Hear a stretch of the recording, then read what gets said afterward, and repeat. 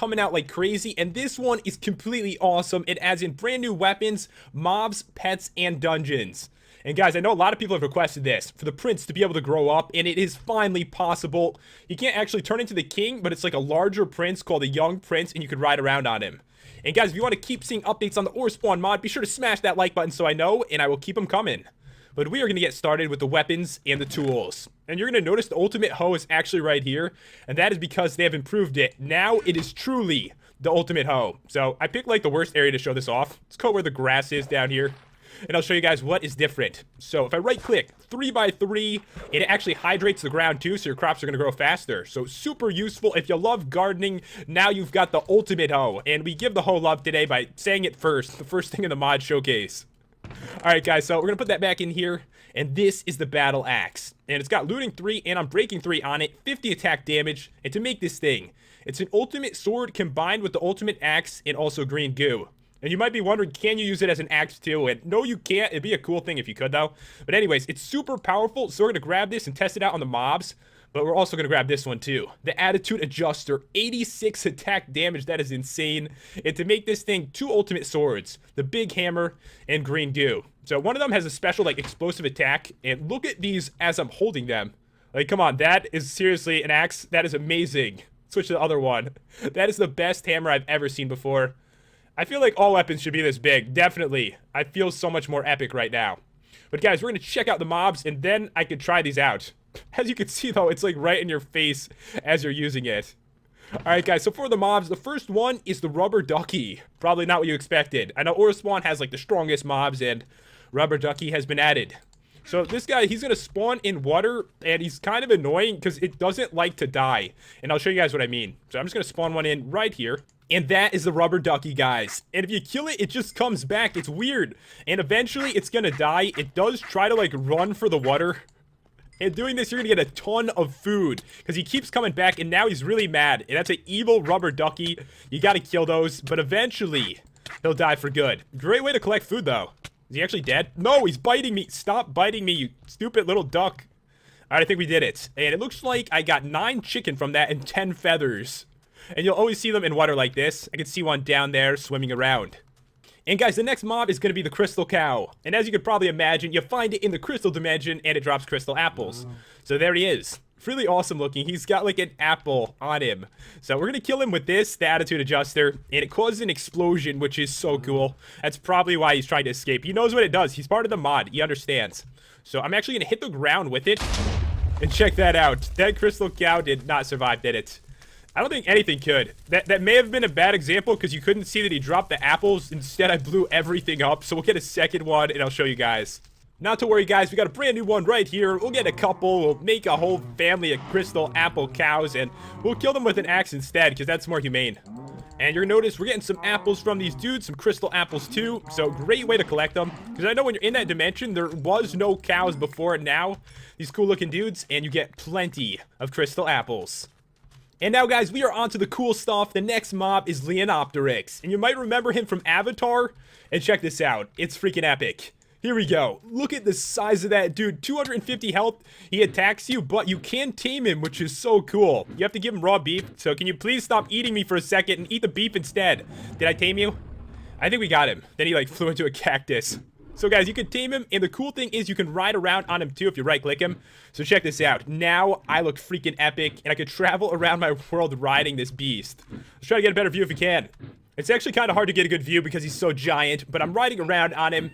And, guys, you could kill him because he does attack you, but the thing is, in the development version, he doesn't drop anything but a couple raw beef. So, guys, we are on to the next boss, and this one is the Hammerhead. And he's actually going to be replacing the Cephadrome in that giant 6-story dungeon in the Unstable Ant Dimension. He's got 240 health, and for some reason, he doesn't want to fight me.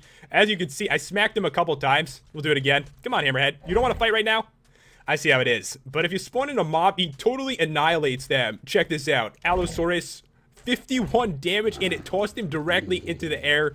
He owned it really bad. So yeah, at the moment, guys, he doesn't really drop too much either. He just drops some meat and some gold, but I believe that is going to be changed when he's completely done. I did want to mention there's a couple really small parts of the update, like the Caterpillar's regen has been increased, so now he's actually able to kill the Emperor's Scorpion if they're fighting in a forest. And you can also sleep in dimensions now, and the random teleport block works with servers. Apparently before it did not work with servers. But next up, we are on to the young prince. That's right, guys, the prince can actually grow up, which is pretty sick. Right now they have a spawn egg, and you could kind of just, tame him with some raw beef. But check out this dude. It's a giant prince. He looks just like the king, except smaller. Let me go to creative so we can get a better view. Looks really awesome, guys, but at the moment, his attacks are not completely done, but you can ride around on him.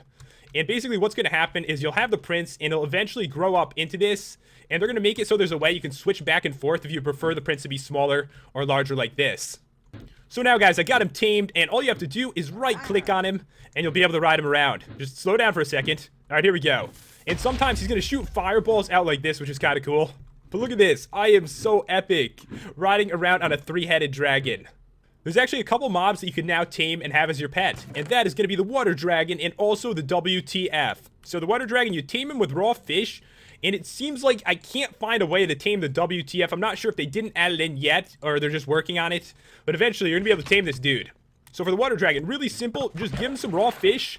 And now he'll follow me around and fight with me. Same thing with the WTF. I tried to give him everything. He doesn't like meat. He doesn't like fish. No one knows what this dude likes. But yeah, very cool that they actually changed it so some of these mobs can now be tamed. Because I see water dragons all over the place in my survival. And now they can actually fight with me. Before we actually head on to the dungeons, guys, there's a couple small things I wanted to show. They've added in saplings for all the crystal trees, so you could grow these yourself now. They got the blue one, the yellow one, and the red one.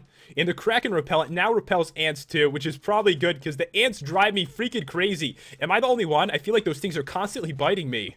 So if an ant goes next to this, it will get repelled and thrown far away, which is awesome because I'm going to be placing these things everywhere, all around me, because the ants are so annoying, it's ridiculous. And now, guys, we are onto the dungeons, and this is actually my favorite part. They've added in this special block, which is the random dungeon. And to make it, it's going to be blocks of redstone around coal. And this is what you have to do. You have to place it on stone like this. Then after around 20 seconds, a random dungeon, anyone from the entire mod, is going to spawn here, which I think is so cool. Like, you can't find anything. Just place one of these down and explore it and get some awesome loot. So we'll be patient, guys, and we'll see what we end out with. Oh my god, guys, we got one of the coolest ones possible. We actually got the one that you can spawn in the king with. And interestingly enough, this one was made by one of my viewers, Plague Spreader, which I thought was really cool. He sent me this, showing me his design for it. So guys, if you want to try to make some of the dungeons for ORESPAWN, they're taking a lot of stuff from fans at the moment. You can see right here, there's a chest in the middle, and it's got the king spawner in it. So yeah, at the moment, there isn't anything else to this, but it's another way to get the spawner for the king. And the cool thing about that, for me at least, is that you can take that spawner and fight him wherever you want. Because in that other dimension, when he spawns in the Tree of Goodness, it is so laggy. It's much better in the overworld. And yeah, that is one epic structure to get for a random dungeon. And guys, if you're wondering where you find this dungeon, it is in the brown ant dimension. So you can take it from here, leave this dimension, and fight the king somewhere else.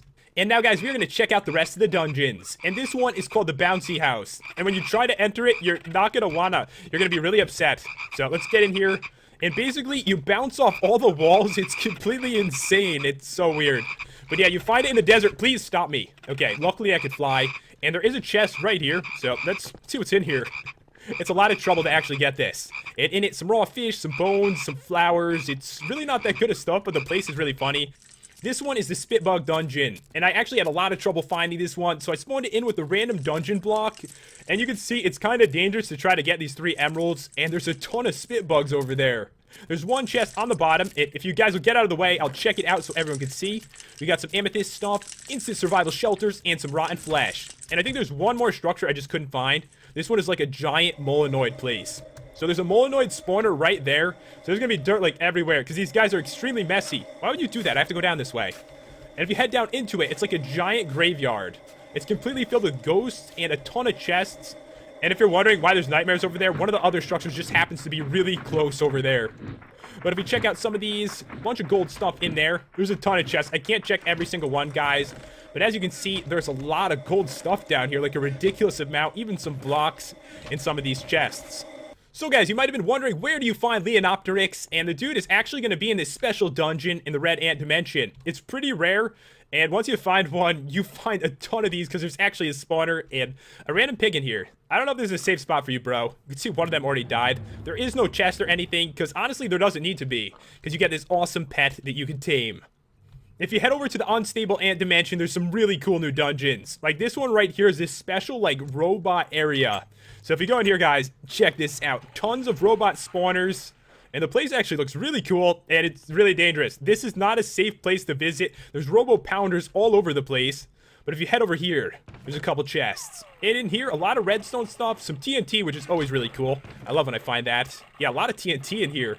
A ton of iron doors. Honestly, I don't know who needs that many iron doors, but I definitely need that TNT. The area itself looks really cool, though, doesn't it? Let's just check around here a little bit. There's a bunch of, like, pistons and stuff set up, and pretty much every single kind of robot.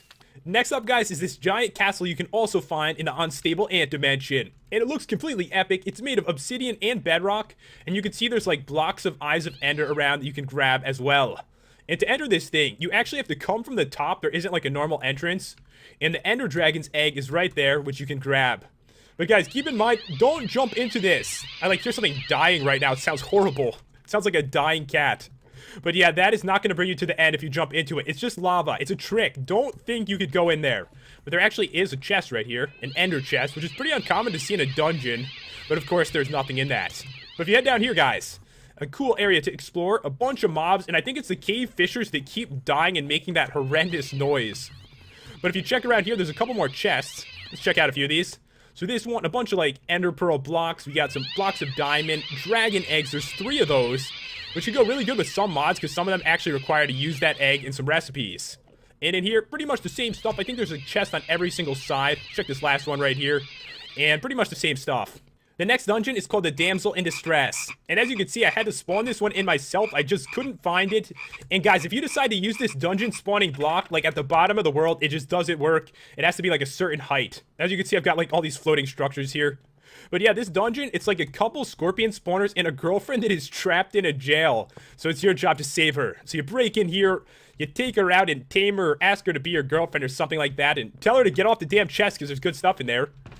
A bunch of meat and an iron sword too. So you grab all this stuff, take the girlfriend out, save her life, or, you know, just take all the delicious meat and leave her here. Totally up to you guys, whatever you want to do. So the next dungeon is called the Ender Dragon Hospital. And of course, you're going to find this one in the end. It's kind of cool looking too. I love like the staircase.